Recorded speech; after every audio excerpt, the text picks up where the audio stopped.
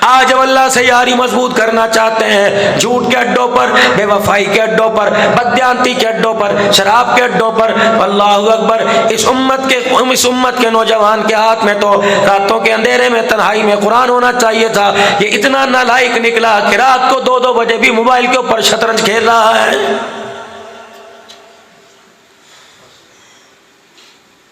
ہاں، ان کے لیے موبائل غلط ہے، جنہوں نے اس موبائل کو فحاشی کا اڈا بنایا ہوا، دوسرے کی دھی بہن کو رات کو اس کے کپڑے اتار کے مزے لیتے ہیں، ان کے لیے خراب ہے موبائل، ان کے لیے خراب ہے۔ میچ فکسنگ جو کرتے ہیں موبائل ان کے لیے خراب ہے، جو جھوٹ اور جھوٹ پر چلتے ہیں موبائل ان کے لیے خراب ہے، جو میرے عزیزو لوڈو کھیلتے ہیں، سنوکر کھیلتے ہیں، ڈبو کھیلتے ہیں، عبد الحنان کے لیے تو موبائل خراب کوئی نہیں۔ رب اکبر کی قسم یہ موبائل ہے جس نے اس کو پوری دنیا کے اندر پاپولر کر دیا، پوری دنیا کے اندر مشہور کر دیا۔ یہی وجہ ہے یوٹیوب کمپنی والوں نے اللہ کے فضل و کرم سے تمہارے مسلک کے علماء کو پچھلے دنوں گولڈ بٹن دیا۔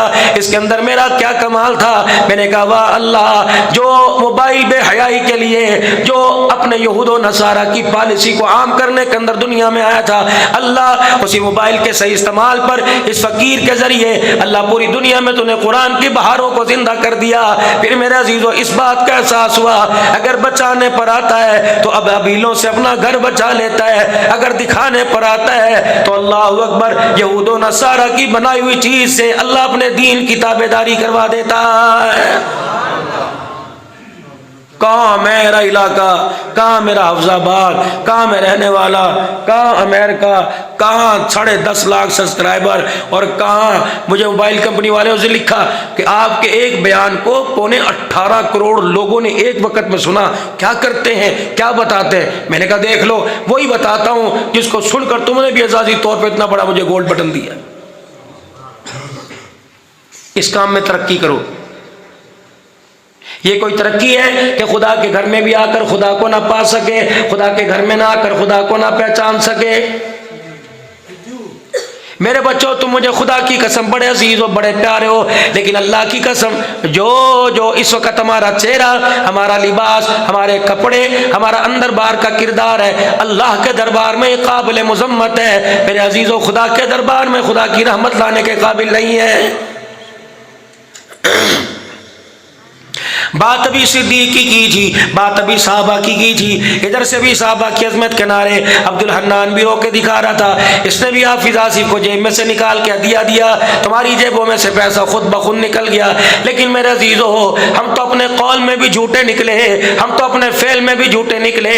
صدیق کا شان سن کر پیسے دینے کو تیار ہو گئے، لیکن صدیق کی شان کو سن کر اب اپنا ایمان بنانے کو تیار نہیں ہوئے۔ کیوں؟ صدیق دنیا کے اندر عام ہے، اللہ کی قسم فنا پھر رسول ہو گیا تھا۔ رحمت والے نبی صلی اللہ تعالی علیہ وسلم کے مزاج کے مطابق، حال کے مطابق اپنا حال بنا لیا۔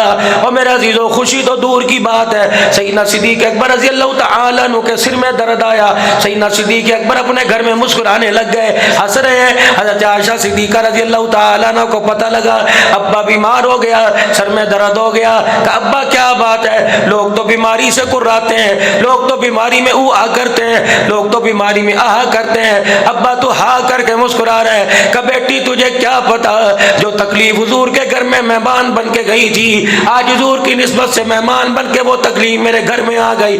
نبی کے بھی سر میں درد ہوا تھا، میرے بھی سر میں درد ہوا، اچھائی میں تو نسبت نبی کی ساتھ تھی، بیماری میں بھی نسبت صدیق کی حضور کے ساتھ ہو گئی۔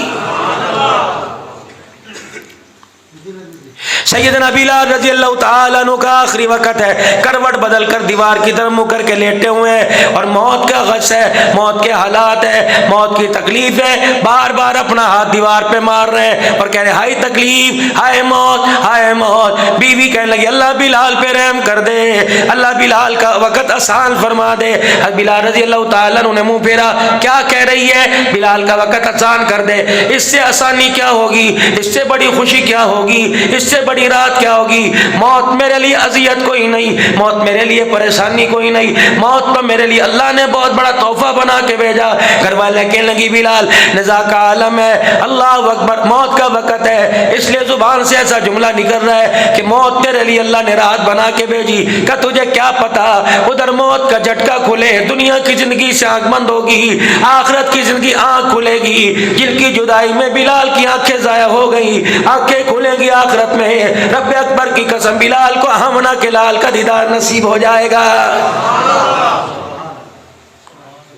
آج ہمارے پہ تھوڑی سی تکلیف آ جائے، ری کرتے پھرتے ہیں اخباروں کے اندر، میلا علاج مرض ہے جی، کوئی اس کی دوائی تلاش کر دے۔ جتنا اخباروں کے آگے رویا، جتنا میرے عزیزو، اللہ اکبر، میرے عزیزو، صحافیوں کے آگے، میڈیا کے آگے رویا، اس سے تھوڑا سا رونا اللہ کو مصلی پہ بیٹھ کر دکھا دیتا۔ رب کعبہ کی قسم ہے، تیرے رونے کی وجہ سے اللہ تیری نسل کو بھی بدل دیتا، تیرے گھرانے، تیرے افراد کو بھی بدل دیتا۔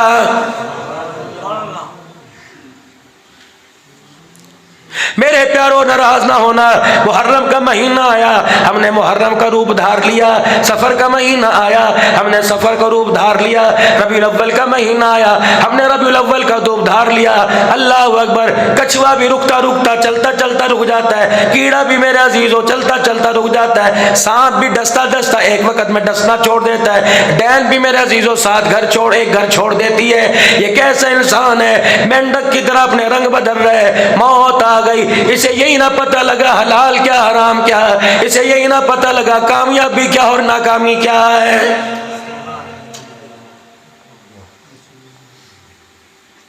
جنازہ چرپائی پر رکھ کے قبرستان لے جایا گیا۔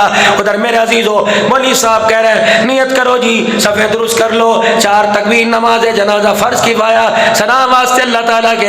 اللہ فرماتے ہو مولوی صاحب داڑھی رکھ کر، نماز کا نشان سجدوں کا تیرے ماتھے پر، پگڑی باندھ کر، نقشبندی قادری چشتیوں کا تو جھوٹ نہ بول، یہ بولتے ہیں بولنے دے، میت میرے آگے اتنا جھوٹ بول کے آئی، اب تو بھی اس کی وکالت کرتے ہوئے جھوٹ بولتا ہے۔ کہتے ہیں 4 تکبیر نماز جنازہ فرض کفایہ، ثنا واسطے اللہ تعالیٰ کے۔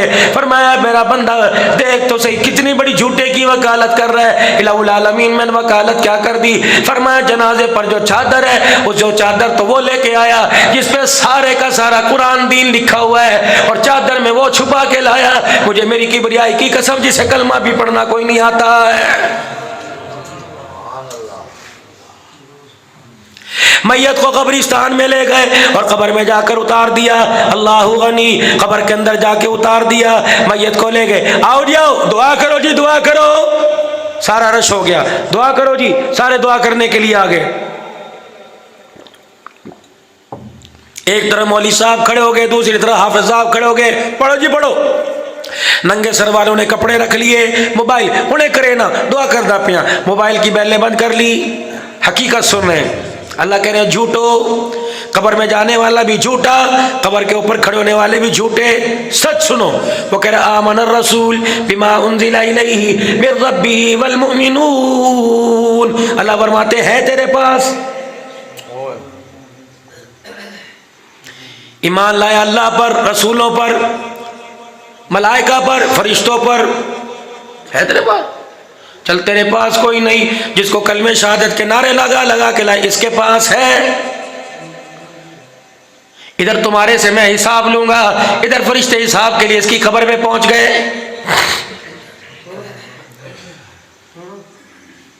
کل آمن باللہ وملائکتہ وکتبہ ورسلہ، سب پر لایا، لا نفرق بین احد من رسلہ، میں نے ایک کی بھی تفریق نہیں کی۔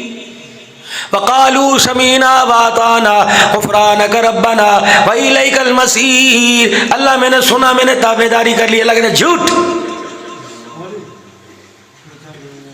سمعنا واطعنا، سنا قبول کیا، اللہ فرماتے سنا سچ بولی، لا فرشتو قرآن اس کے میرے درمیان لے کے آؤ۔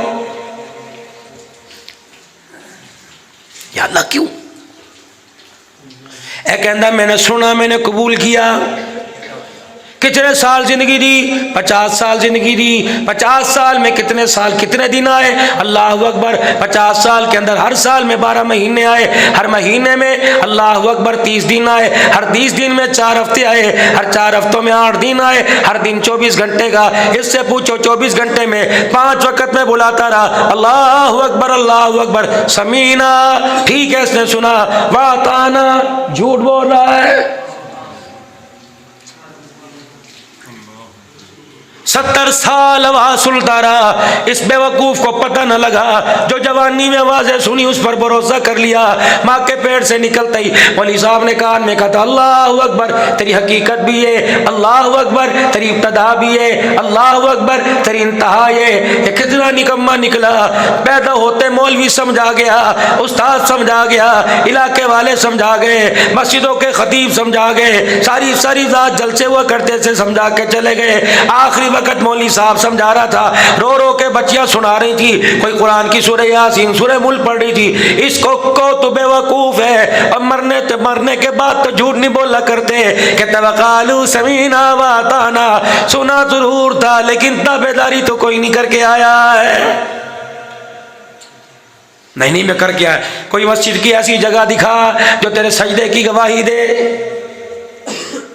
کوئی ایسی بیوہ دکھا جس کے سر پہ چادر ڈالی ہو، کوئی ایسا یتیم دکھا جس کے سر پہ ہاتھ رکھا ہو۔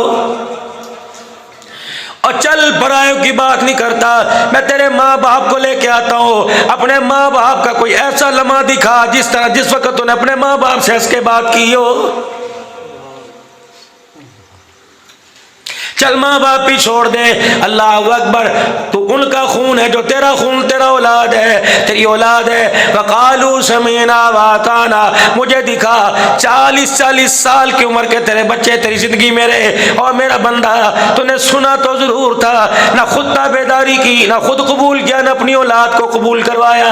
اے میرا بندہ، تیرے جھوٹے ہونے کی جگ بھی گواہی دے رہا ہے، رب بھی گواہی دے رہا ہے۔ بتا، تو اپنی جھولی میں اپنے کفن میں لپیٹ کے جھوٹ لے کے آیا، مجھے میری کبریائی کی قسم، مجھے بتا میں تجھے سچوں میں کہاں کھڑا کروں گا۔